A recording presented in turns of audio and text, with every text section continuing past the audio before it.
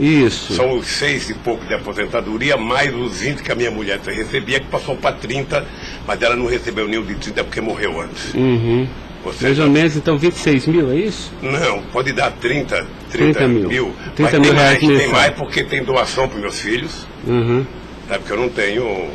Não, mas o senhor, pessoalmente, só quero saber isso. Eu poderia chegar a quanto? 50 mil? Tá, 50 mil reais mensais. Eu não sei, eu tô tentando chutar aqui, doutor. Tá, aproximadamente... Eu posso depois mandar por escrito, sabe, o que... Tá, é porque é importante, porque o juiz precisa fixar disso. O rendimento fixo que eu recebo todo mês é esse, são 6 e pouco da anistia, e era 20, agora passou para 30. 26 mil, então. A empresa Lewis que paga. Tá, 26 mil reais. Depois o advogado manda para o senhor aí Tá. o total do rendimento das doações. Tá bom. Estado civil viúvo, tá? 4, nenhum menor de idade. Tá. Grau de instrução do senhor. Grau de instrução. Um curso primário e um curso técnico. Tá. Curso primário e curso técnico.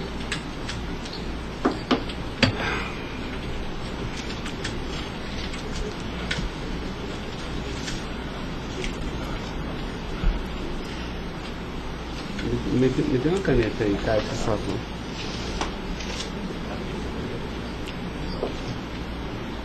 Pode gravar, Caio.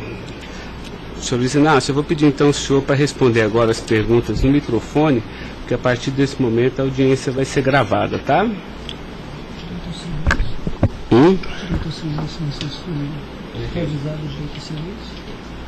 Eu vou avisar ele agora. Vou falar da acusação e vou avisar. Tá? Tá pronto, cara? Tá. Senhor Luiz Inácio, esse momento é o momento do seu interrogatório, tá? A lei lhe garante o benefício de ficar em silêncio em todas as perguntas que eu lhe fizer, as perguntas feitas pelo membro do Ministério Público, pela defesa dos denunciados, inclusive até pela sua própria defesa, tá? Existem 2 denúncias aqui nessa ação penal, envolvendo Delcídio do Amaral Gomes, André Santos Esteves, Edson de Siqueira Ribeiro Filho, Diogo Ferreira Rodrigues, Luiz Inácio Lula da Silva, o senhor, José Carlos Costa Bunlai e Maurício Barros Bunlai, tá? E em síntese, a denúncia fala da existência de uma organização criminosa, tá? Pelo menos do dia 1º de fevereiro de 2015 até 20 de novembro de 2015. E a denúncia narra que todos esses denunciados teriam se esforçado para evitar ou para menos modular e conseguiram retardar a celebração de um acordo de colaboração premiada entre o Ministério Público Federal e Nestor Severo, tá? Depois a denúncia narra que um crime de patrocínio infiel, tá? Cometido pelos denunciados também, e de exploração de prestígio, tá? Bom, o senhor tem conhecimento desses fatos, tá? Né? Eu lhe pergunto, esses fatos que são descritos na denúncia são verdadeiros, falsos? Eu queria que o senhor fizesse uma explanação cronológica do que aconteceu envolvendo a sua pessoa. Bom, os dados são falsos. Eu queria aproveitar a oportunidade, doutor Ricardo, para dizer ao senhor que eu faço política desde os 23 anos de idade. Comecei em 1968 pelo movimento sindical. Depois fizemos as greves mais importantes desse país, depois do regime militar. Depois resolvemos que o sindicato já era muito limitado para a luta democrática desse país, resolvemos criar um partido político. Participei da criação do mais importante partido político de esquerda da América Latina, partido que fez a maior política de inclusão social na história desse país, partido que fez a maior política de combate à corrupção na história desse país. Se nós analisarmos o que aconteceu de 2003 até dezembro de 2014, a gente vai perceber que o Ministério Público, a Polícia Federal, a Controladoria Geral da República nunca tiveram, e a Controladoria nunca tiveram tanto apoio e tantas mudanças legislativas para melhorar a eficácia do combate à corrupção como nós fizemos. E há mais ou menos 3 anos, doutor, eu tenho sido vítima de eu diria quase que de um massacre. Ou seja, eu acho que todos aqui têm dimensão do que é um cidadão que foi presidente da República, que foi considerado o mais importante presidente da história desse país, que saiu com 87% de aprovação de bom e ódio, que fez com que o Brasil fosse respeitado no mundo inteiro e virasse protagonista internacional.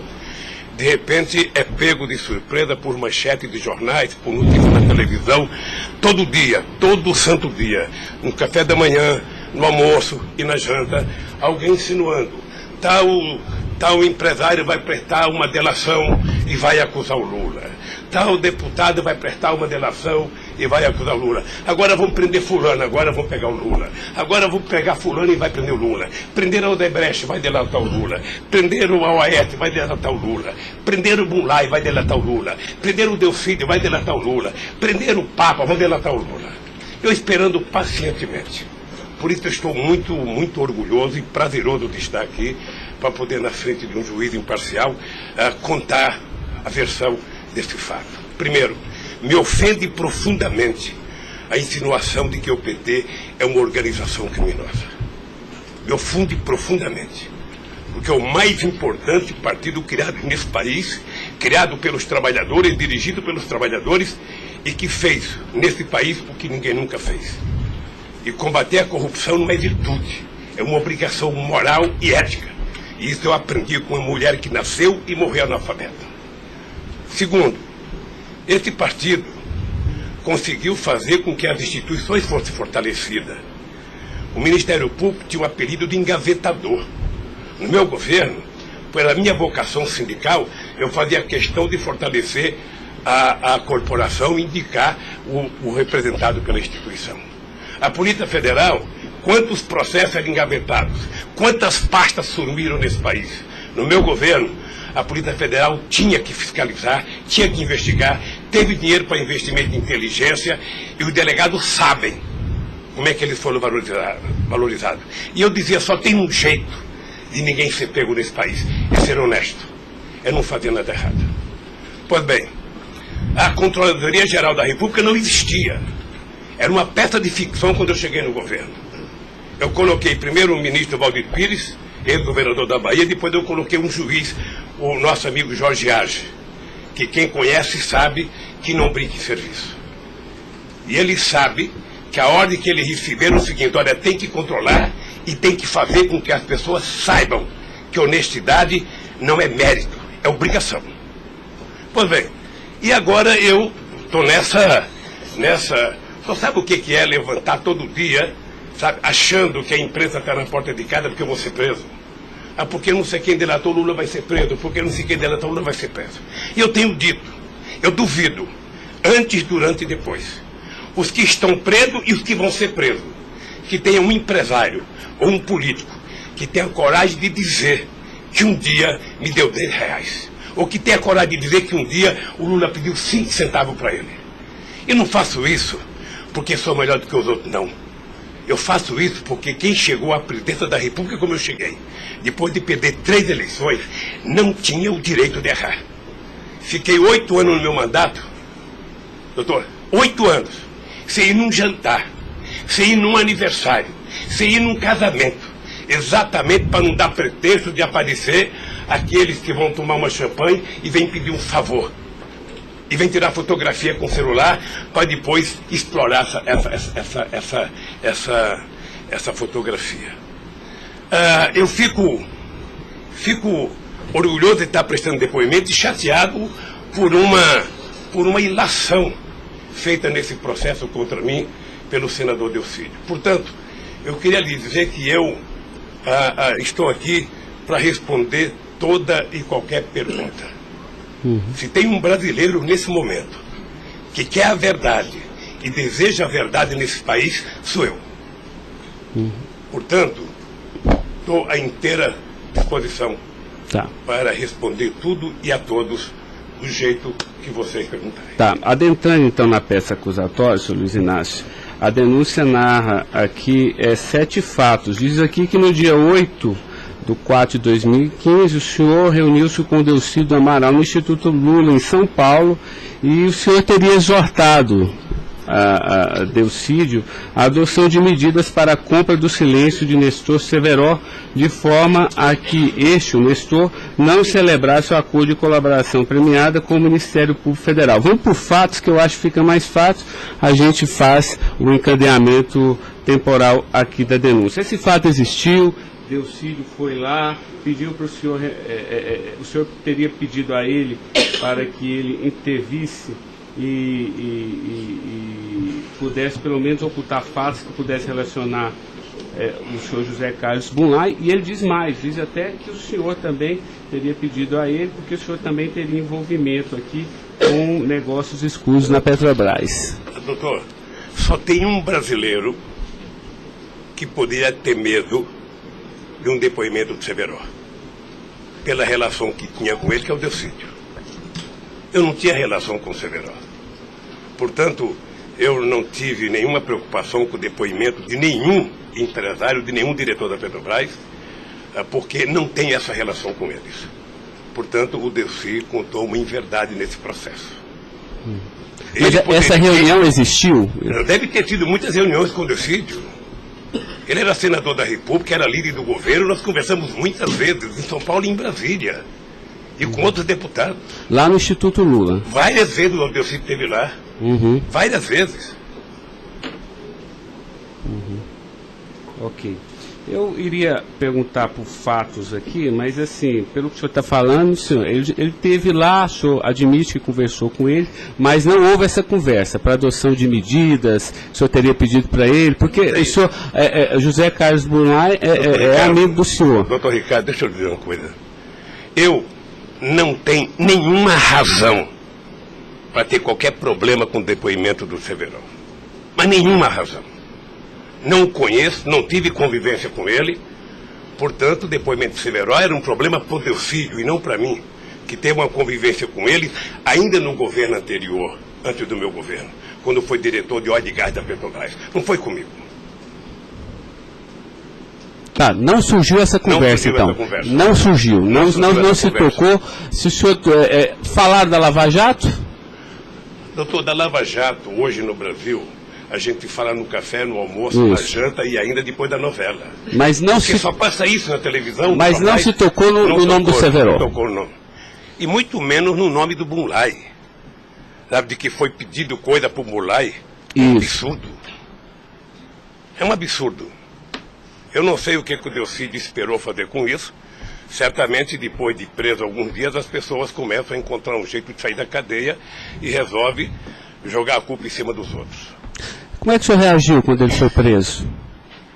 Eu tive uma reação que eu sei que ele não gostou, quando ele citou que o juiz da primeira corte, do Superior Tribunal, ele tinha conversado com ele. Eu disse, esse cara é um imbecil, sabe? Porque mas nem na morte você citaria se você teve ou não uma conversa com a Suprema Corte sobre um processo. Foi essa reação que eu tive e ele me parece que não gostou da minha reação. Eu fiquei sabendo pela boca de alguns advogados que ele ficou muito chateado porque eu disse que ele era um imbecil.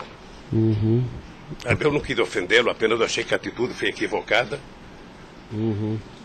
Tá, eu tenho mais alguns questionamentos, mas depois eu faço na medida que os temas forem agitados aqui pelas partes, tá? O Ministério Público tem perguntas, doutor?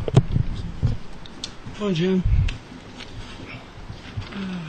Acabei não vendo a sua chegada, mas não revelo. Em nenhuma dessas reuniões o Delcídio comentou sobre o receio que ele teria sobre as delações do Severo? Não, ele não comentou, mas era sabido por todo mundo que acompanha todo esse processo da relação histórica do Delcídio com o Severo. Tem até um livro publicado por uma jornalista da revista Veja que mostra claramente a relação do Delcídio com o Severo. Era muito antiga, sabe? No governo passado, no governo anterior ao meu, porque ele chegou, acho que até a ser ministro interino de Minas e Energia. O senhor acredita que a referência ao seu nome tenha sido útil para o Delcídio conseguir a delação premiada? Olha, por tudo que eu vejo todo dia na imprensa, eu acho que tem alguém instigando a falar meu nome. Eu fico sabendo de notícia, não sei se é verdade, nos blogs, nos colunistas, de que todo dia alguém vai prestar depoimento e fala o nome do Lula, cita o nome do Lula, cita o nome do Lula. Eu canso de ouvir isso todo santo dia, sabe? É bem possível que eu vi uma entrevista dele na Globo News que parecia que tinha recebido o prêmio Nobel da delação, a disfarçatez, sabe? Como ele estava se desenvolvendo, eu fui no Roda Viva. Ou seja, depois que fazem a bobagem que fez, se é que fez, ele teria que jogar nas costas de alguém. Primeiro, sabe, a minha relação com o Delcídio era uma relação institucional. E ele sabe disso. Voltando um pouco, o senhor poderia explicar a sua relação com o Bunlai? Veja, eu conheci o Bunlai na campanha de 2000. O PT governava o estado do Mato Grosso do Sul e eu precisava fazer uma gravação para um programa de televisão da campanha para falar com o setor do agronegócio. E aí o governador do PT disse que tinha um amigo lá e me levou na fazenda dele, me parece que em Miranda. E eu fui nessa fazenda, uma boa fazenda. Até depois eu fui pescar nessa fazenda, fiquei 4 dias no Rio Miranda, não peguei nenhum peixe. Mas gravei um programa, foi um programa de sucesso. Depois eu ganhei as eleições e depois estabeleci uma relação com o Zé Carlos Bunlai. Qual o conhecimento ou participação que o senhor teve na questão do empréstimo do Banco Chain ao PT que teria sido feito com a intermediação do Bunlai? Eu não, já disse isso, eu não tenho nenhum... Fiquei sabendo de que o Bunlai tinha feito um empréstimo pela imprensa. O senhor teve conhecimento de que para quitar esse empréstimo houve a contratação pela Petrobras da empresa Chain Engenharia na questão Fiquei da sabendo também pela imprensa e me parece que numa pergunta que o Ministério Público já me fez. Após esses fatos, sobre a saída do Cerveró do posto da diretoria da Petrobras, há uma informação na denúncia relativa a divisões de indicações por partido de diretorias na Petrobras. A diretoria de abastecimento seria normalmente indicada pelo PP, diretoria de serviços pelo PT, diretoria nacional pelo PMDB. O senhor tem conhecimento disso? Veja, deixa, doutor Ivan, dizer uma coisa que me parece que está virando costumeiro isso no depoimento, que é a falta de compreensão do que significa um governo de coalizão em qualquer parte do mundo. E parece que tem pessoas com dificuldade de compreender isso. Aliás, no depoimento do presidente Fernando Henrique Cardoso, ele foi muito bem ao explicar o que é um governo de coalizão. Quando você ganha uma eleição, um regime presidencialista de coalizão, você tem que montar o governo. Você precisa construir uma maioria no Congresso Nacional para você poder montar o governo. E você não monta a maioria com quem você quer. Porque se você pudesse, você pegaria só suplente que não foi eleito. Mas como o suplente não vota, você tem que fazer o acordo com quem é eleito, com quem tem mandato. E obviamente que você pode fazer um acordo programático, e nesse acordo programático você pode fazer um acordo de participação no governo. Então os partidos que compõem a base do governo participam do governo, indicam ministros, indicam cargos. Todas as pessoas indicadas são pessoas com mais de 30 anos da Petrobras. Eu já disse no depoimento, sabe, que vocês vão ter que ouvir muita gente, o Conselho Fiscal da Petrobras, o Conselho de Administração da Petrobras, sabe, para saber se havia denúncia de corrupção, porque quando nós indicamos as pessoas e quando os partidos indicam, ou seja, se aparecer alguma denúncia de corrupção e aparecer no GSI, essa pessoa não é indicada. Porque qual é o critério? O partido tem um ministro, o partido tem uma bancada. Essa bancada conversa com o ministro. Se indicar um nome qualquer, esse nome vai para a Casa Civil, da Casa Civil passa para o GSI, que é o Gabinete Institucional, faz um levantamento, eu não sei aonde, sabe? E se não tiver nenhuma denúncia, essa pessoa é mandada para o Conselho de Administração e o Conselho de Administração indica. Não é o presidente da República que indica, é o Conselho de Administração. É assim que funciona em qualquer lugar do mundo.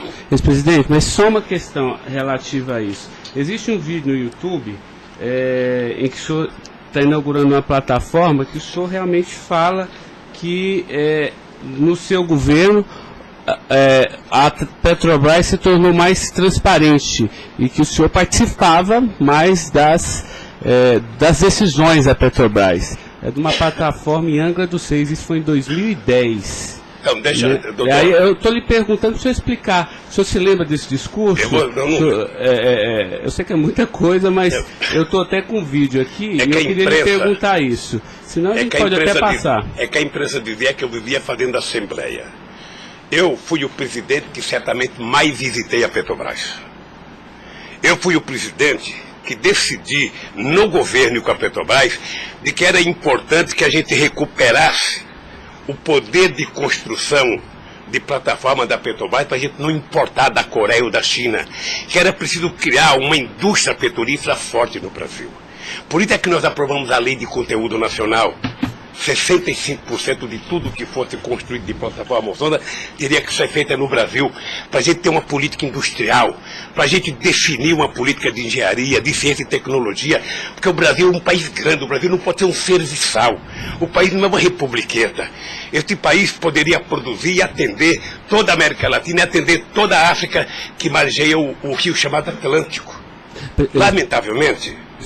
Não, mas a pergunta é o seguinte, é porque o senhor falou que realmente no seu governo o senhor participava mais das decisões. Eu não participava, deixa eu mais falar. das decisões. Se o senhor quiser, a gente pode até ter um vídeo, e eu trouxe aqui aí para o senhor explicar. E Delcy também havia falado isso, que depois do mensalão, o governo federal, a presidência da República, participava mais na Petrobras. Isso ele falou. Deixa eu lhe falar uma coisa, o papel do governo, o governo participa na Petrobras através do Conselho da Petrobras. O Conselho da Petrobras tem vários ministros, tinha a ministra de Minas e Energia. Tá? Eu, durante todo o tempo da Petrobras, eu só participei de uma reunião de definição da política estratégica da Petrobras. A discussão de investimento para os próximos 20 anos. Se a gente ia recuperar a indústria naval, se a gente ia recuperar a indústria de sonda, de plataforma, se a gente ia discutir, sabe, exportar, se a gente ia fazer a lei de partilha, se a gente ia fazer com que o petróleo voltasse a ser do povo brasileiro, como nós conseguimos fazer. Nessas decisões estratégicas eu participei de uma reunião. Tá, mas de cargo então não. De cargo não. Porque tem o Fernando Soares que fala que o senhor realmente definia também essas questões. Não definia cargo. Quando havia briga no PMDB, ou não. Quem decidia, se não se decidir, era o senhor que realmente... Deixa eu lhe dizer uma coisa para o senhor. O presidente não indica cargo na Petrobras, o presidente recomenda ao Conselho da Petrobras a indicação de tal pessoa indicada por tal partido político a partir da capacidade técnica das pessoas. É assim que funcionava no governo anterior, é assim que funcionava certamente no governo militar, é assim que deve funcionar hoje. É assim que deve funcionar hoje. Porque a Petrobras é uma empresa de engenharia muito poderosa e você não pode ficar colocando gente que não tem expertise para fazer determinadas coisas. Tá. Mas a expressão foi essa aqui, eu anotei. A gente sabe o que acontece lá dentro. O que o senhor quer rever o discurso? Eu não preciso rever, não. Tá. Assim, porque isso me chamou a atenção. A gente sabe, quer dizer, antigamente era uma caixa preta, foi esse o contexto. E agora a gente sabe o que acontece lá dentro. Quais foram os mecanismos que o senhor tomou, então, para que a Petrobras realmente ficasse mais transparente? A fazer com que o Conselho acompanhasse mais as decisões. Porque como a Petrobras é muito grande, entre uma decisão do Conselho da Petrobras, uma aprovação da diretoria e os acontecimentos nas engenharias da Petrobras, são milhares de pessoas que participam daquilo. É por isso que um dia um presidente chegou a falar que ele é uma caixa preta que ninguém sabe. Então vamos tentar saber, sabe? Fazendo com que as coisas funcionem mais democraticamente. Por exemplo, quando nós descobrimos o pré-sal, nós tivemos uma decisão estratégica do que fazer com o petróleo. O petróleo não é das empresas estrangeiras que vêm aqui comprar gás e óleo, não. O petróleo é nosso. Então eles vão ter que pagar para o governo. É por isso que nós aprovamos 75% do ROT para a educação. É por isso que nós aprovamos a partilha, que é o que incomodou muita gente no mundo, o que incomodou as grandes petroleiras. É esse país que tinha complexo de vira-lata, virar dono do seu nariz. Okay. Eu sei que isso incomodou muita gente. Incomodou muita gente no mundo inteiro. Sabe, e agora eles estão tentando desmontar. Porque um país que não se respeita, um país que não tem soberania, um país que não tem empresas de porte extraordinário como a Petrobras e vende tudo, sabe, sinceramente, não é um país. Ok. Doutor Ivan, só porque o senhor tocou no tema, eu quis aproveitar, tá? Mas pode continuar, pode prosseguir. A pergunta é relativa à diretoria internacional, que ela foi ocupada pelo Cerveró e depois pelo Zelada. Ambos foram indicações do PMDB ou o Cerveró foi indicação do PT e o Zelada... Não, eu já tive a oportunidade de dizer isso. Isso foi indicação do PMDB. Ambos? Não sei se de todo o PMDB ou da bancada do PMDB de Minas Gerais, que foi indicado o Zelada para diretor internacional da Petrobras. O critério é o mesmo. O Zelada foi indicado, passa na Casa Civil, passa no GSI e é mandado ao Conselho da Petrobras, que decide. Não, perfeito. Mas e o Cerveró? Ele tinha sido indicado anteriormente pelo PT ou pelo PMDB? Pelo PMDB pelo também. PMDB. Eu acho, eu falo quase com certeza absoluta pelo PMDB. É o que diz a... Eu falo quase que com certeza absoluta. A pergunta é o seguinte, com a troca pelo Zelada, a saída do Cerveró desse posto de diretoria, ele acabou sendo indicado para a BR Distribuidora. No próprio depoimento do Cerveró, ele afirma que isso teria sido como um reconhecimento pelo papel que ele prestou no auxílio da contratação da Chain pela Petrobras, na questão do navio sonda. Me parece que ele não diz isso exatamente. Me parece que ele utiliza a palavra acha que foi isso. É diferente de dizer que ele disse. Ou seja, ele acha que foi isso. Deixa eu lhe falar uma coisa. Eu não conheço o Cerveró. Conheço agora que ele ficou famoso. Tá? Quando eu vi o Cerveró, eu vi a en passant em reuniões coletivas. Portanto, eu não tinha nenhum interesse de tirá-lo e nenhum interesse de colocá-lo. Nenhum interesse. Para mim, se uma força política que compunha o governo indicasse ele ou outra pessoa e tecnicamente ele fosse reconhecido pelo conselho da empresa que o indicou, para mim estava perfeito. E veja, durante todo esse período não houve uma única denúncia contra nenhum deles. A denúncia começou a acontecer porque o juiz Moro começou a fazer escuta durante 8 anos num bandido chamado Rousseff, e aí então, em 8 anos dá para pegar alguma coisa. Pegou esse negócio. O senhor tem conhecimento de quem teria feito a indicação do nome do Cerveró para a BR Distribuidora? Se foi algum partido? Eu não sei se foi um partido ou se foi através do Zé Eduardo Dutra, que devia ter relação com o Cerveró, porque ele tinha sido presidente da Petrobras.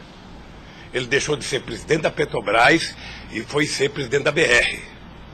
E ele pode ter chamado o Cerveró, ou o mesmo partido que tinha indicado o Cerveró e depois tirou o Cerveró pode ter pedido para ele ir para lá. Eu suponho que seja isso. Ok. O senhor conversava com certa frequência com o Bulay por telefone, dentro dessa relação de amizade? Não era meu amigo. Conversava com ele. Com que frequência o senhor... Não sei, querido. Sabe, ultimamente o Bulay andava com doença nos olhos, achando que ia ficar cego, estava passando muito tempo em Miami para se tratar, depois estava se tratando de um câncer. Sabe, eu sei que ele não andava bem nos últimos tempos, com problema de doença. Porque a denúncia cita algumas ligações de um telefone que pertenceria ao Instituto Lula. O senhor utilizava esse telefone do Instituto Lula para conversar com o Bulay também, ou normalmente só no seu celular? Mas qual é o crime do Bulay ligar para mim? Não, eu estou tentando esclarecer os fatos, presidente. Eu conversava com o Bulay, tinha um profundo respeito pelo Bulay, um profundo respeito. O Bulay sabe perfeitamente bem que a relação que ele tinha comigo não permitia que discutisse qualquer negócio, porque eu não levo para casa ninguém para discutir negócio. O negócio eu discutia no palácio. Mas o senhor sabe se ele utilizava o nome do senhor? Porque o Salim Chain e o Fernando Chain confirmam que José Carlos Mulay disse que Luiz Inácio Lula da Silva interveio na contratação da Chain pela Petrobras. Está descrito na peça do Ministério Público. Doutor, se o senhor soubesse quanta gente usa o meu nome em vão, de vez em quando eu fico pensando para as pessoas lerem a Bíblia, para não usar tanto meu nome, não. Tem gente que faz campanha financeira em meu nome, tem gente que é candidato em meu nome, tem gente que faz panfleto dizendo que eu estou apoiando, tem gente que coloca a fotografia minha dizendo que eu estou apoiando ele, sabe? Não tem como fazer isso. Se alguém falou, sabe? Se alguém falou, somente o Zé Carlos Bunlai pode provar isso, ou o Chaim na frente dele. Eu duvido que o Zé Carlos Bunlai, ou algum outro empresário, ou algum desses que já prestaram depoimento, diga que um dia eu chamei ele para conversar sobre tal coisa, sobre qualquer coisa. Sabe por quê, doutor? Porque eu tinha noção de que o único jeito de eu governar esse país dignamente era não permitir qualquer promiscuidade na minha relação com os agentes empresariais ou os agentes políticos. Desculpa, a afirmação seria que o senhor estaria abençoando o negócio da Chaim pela Petrobras. O senhor não... Nem abençoando, nem amaldiçoando, porque eu não sabia. Sem mais perguntas, excelência. A defesa, então, a sua defesa vai ser a última a perguntar. A defesa de Delcídio Amaral.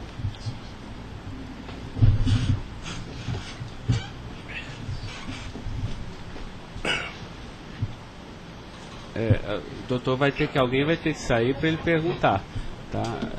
Da mesa para que...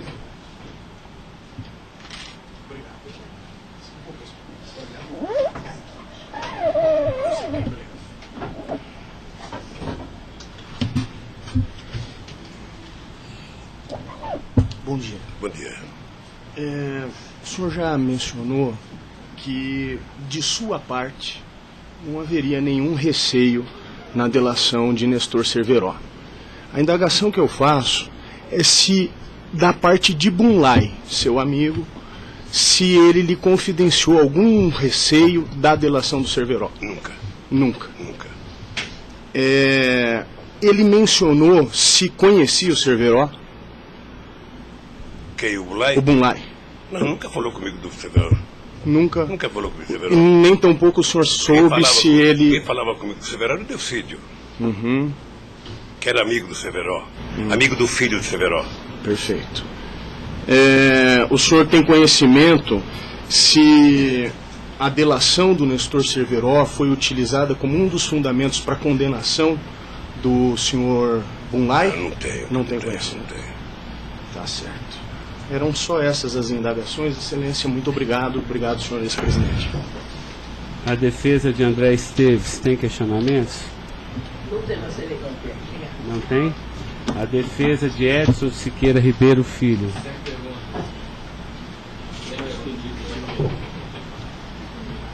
A defesa de Diogo Ferreira Rodrigues. A defesa de José Carlos Bunlai. Tem algumas perguntas. Pode fazer isso. Bom dia, presidente. Presidente, o senhor disse que a sua relação com o senador Delcídio era institucional. Mas o senhor sabe qual era a relação do senador Delcídio com o José Carlos Bunlai? Eles tinham alguma amizade? Eles tinham alguma proximidade? Veja, a impressão que eu tenho era que era muito pequena a relação dos dois. E parece que o José Carlos Bunlai não tinha muita relação com o Delcídio. E com a sua mulher, dona Marisa, qual era a relação do José Carlos Bunlai? Eles tinham amizade? A mesma que comigo. O aniversário da sua ex-mulher? Quando ela fazia aniversário? Ele ia no aniversário da minha mulher. Mas o dia do aniversário dela? Dia 7 de abril. O senhor sabe se ele fez alguma ligação para ela no aniversário dela? A ligação do dia 7, eu já fiquei sabendo da ligação do dia 7. Bem.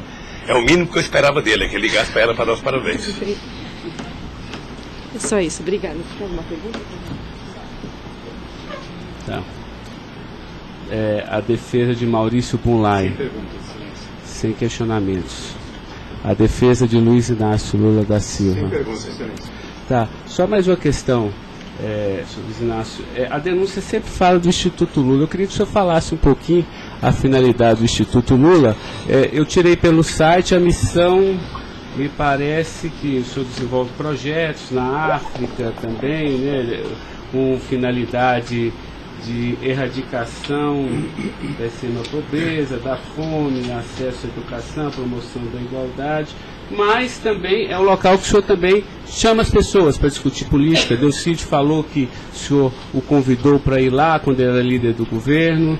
Explique para mim o Instituto Doutor Lula. Ricardo, eu não sei se você sabe, a Receita Federal fez uma devassa no Instituto para saber se ele está cumprindo com a sua obrigação institucional. Veja, eu quando deixei a presidência da República, eu falo isso apenas com o objetivo de explicar. Muita gente pode achar que eu sou arrogante, eu sou petulante. O doutor Ivan, no primeiro depoimento, eu disse isso para ele.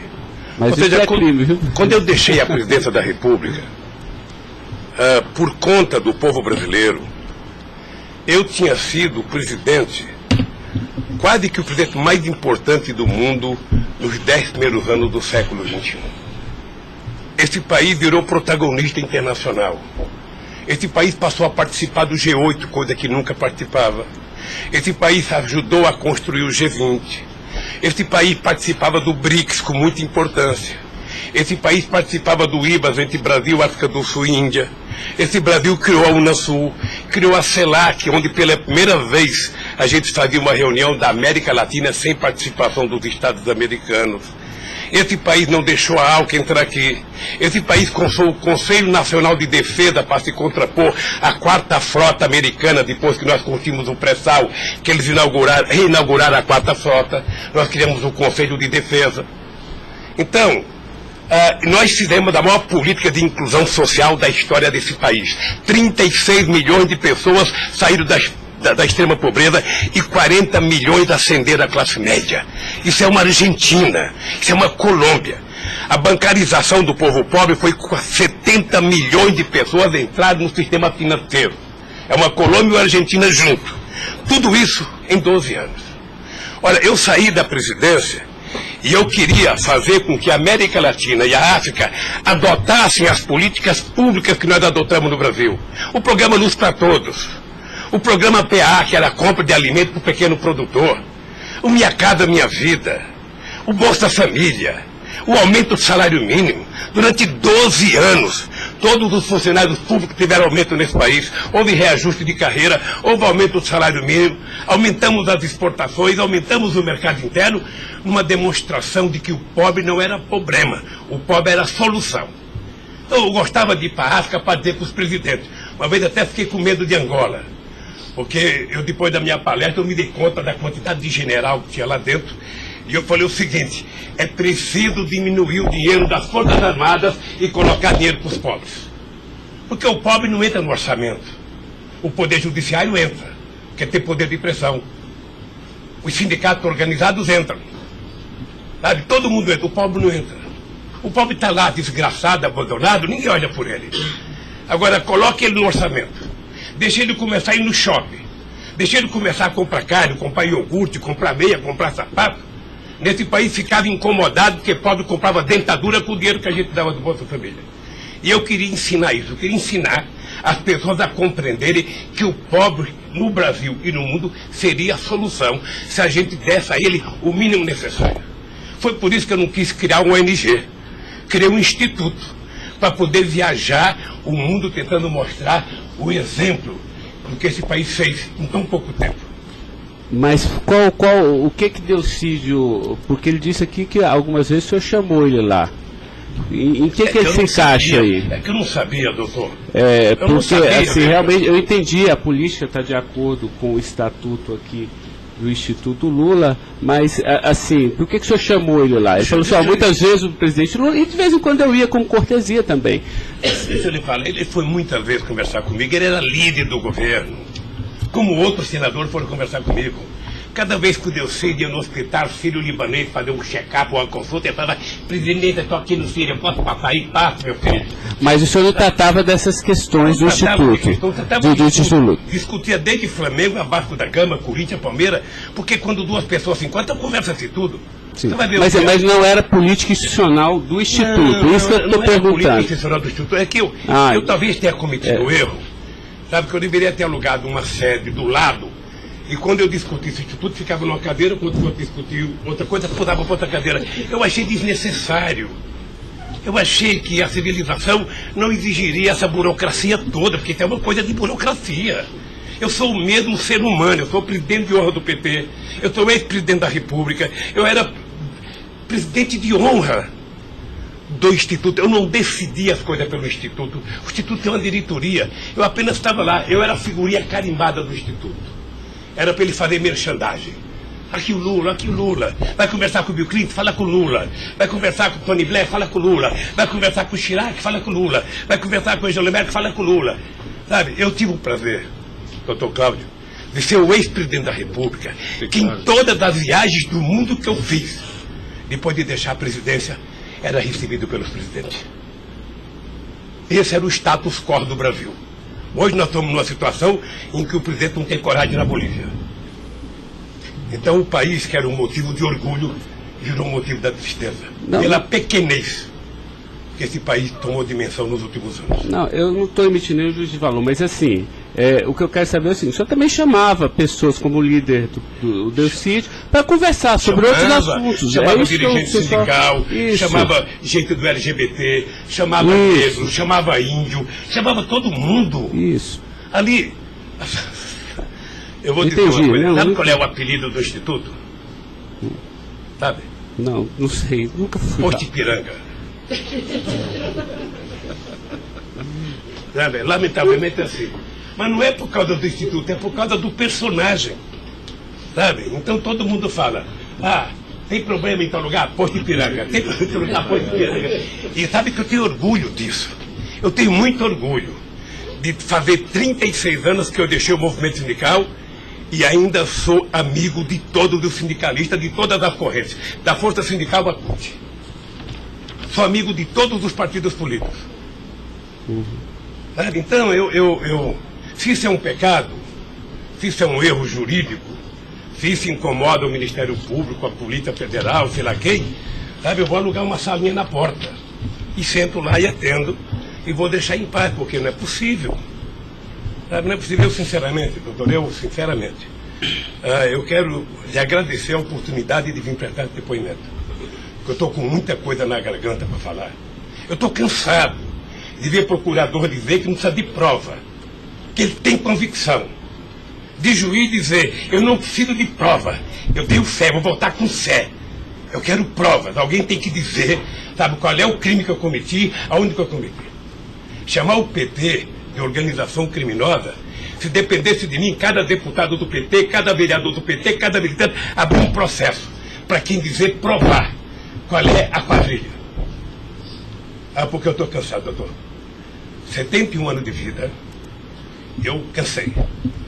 Cansei de ver as instituições que eu ajudei a criar desde a Constituinte, para valorizá-las, desprestigiadas por comportamento pessoal. Gente que agora, gente que não pode abrir a geladeira, que vê a luz já começa a dar declaração. Gente que liga o barbeador, começa a falar achando que é o microfone do rádio. Eu cansei disso.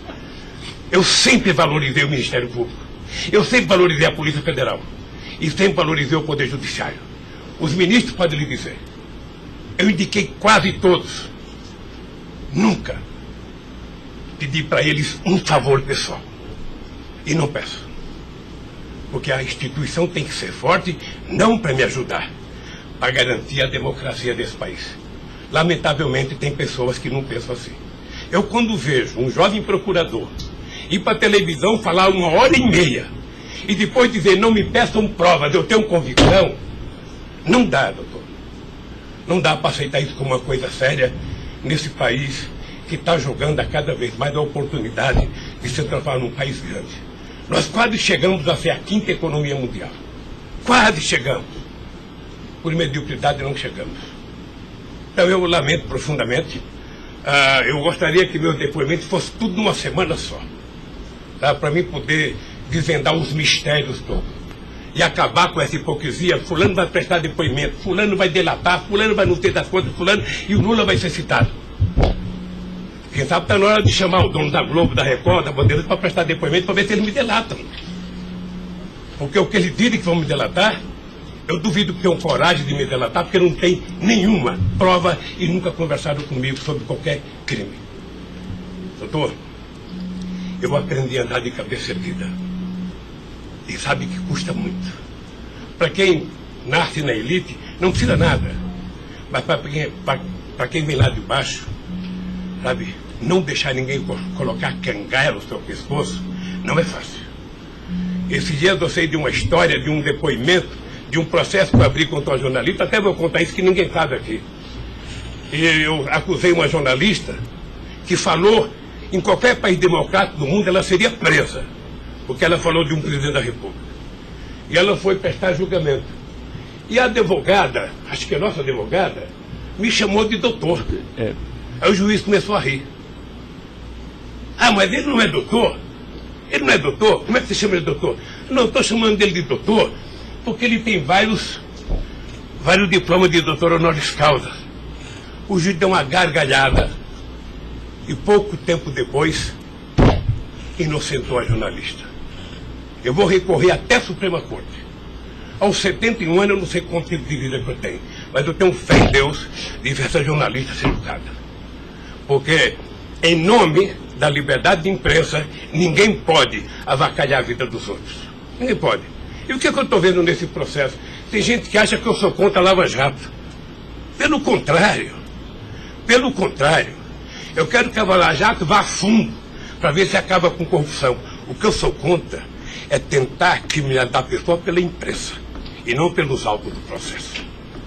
O que eu sou contra é execrar, é condenar. Eu conheço pessoas que, se tivessem liberdade, seriam mortos na rua. Tal é. Sabe quantas horas eu tenho de notícias negativas contra mim no Jornal Nacional em 8 meses, 16 horas? Nenhum político no mundo aguentaria isso.